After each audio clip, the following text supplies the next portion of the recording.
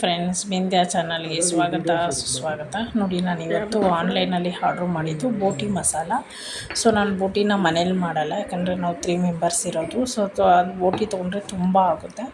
So ನಾಳೆ ಗುರುವಾರ ತಿನ್ನಲ್ಲ, ಬುಧವಾರ ಭಾನುವಾರ ಅಷ್ಟೇ ನಾವು ನಾನ್ ವೆಜ್ ತಿನ್ನೋದು.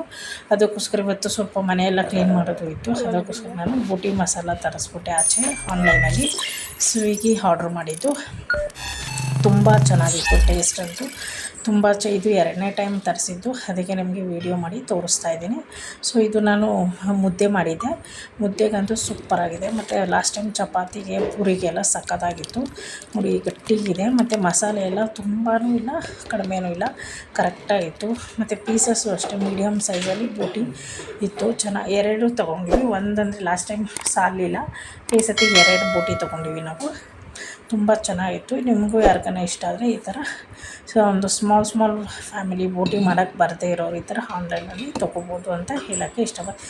ತುಂಬ ಹೈಜೆನಿಕ್ಕಾಗಿ ಇತ್ತು ಮತ್ತು ನೀಟಾಗಿತ್ತು. ಮಸಾಲೆಯೂ ಅಷ್ಟಿಲ್ಲ ಮತ್ತು ಉಪ್ಪು ಖಾರ ಎಲ್ಲ ಕರೆಕ್ಟಾಗಿದೆ. ಇದು ನಾನು ನನಗೆ ಯಾವುದು ತುಂಬ ಟಯರ್ಡ್ ಆಗಿರುತ್ತಲ್ಲ, ಮನೆಯೆಲ್ಲ ಕ್ಲೀನ್ ಮಾಡಿ ಅಡುಗೆ ಮಾಡೋಕ್ಕಾಗಲ್ಲ, ಅಥವಾ ಸಾಂಬಾರು ಏನು ಮಾಡೋದು ಅನಿಸ್ತಾಯಿದೆ, ಈ ಥರ ನಾನು ಆಚೆ ತರಿಸೋದಷ್ಟೇ ಅಪರೂಪಕ್ಕೆ. ಓಕೆ, ಜಾಯಿಂಟ್ ಫ್ಯಾಮಿಲಿ ಇರೋರೆಲ್ಲ ಇದು ನಾವು ಬೋಟಿ ಅಂದರೆ ಮಾಂಸದ ಅಂಗಡಿ ಬೋಟಿ ಮನೆಯಲ್ಲೇ ತಂದು ಮಾಡ್ಬೋದು. ಸಿಂಗಲ್ ಫ್ಯಾಮಿಲಿ ಅಂದರೆ ಈ ಥರ ಆನ್ಲೈನ್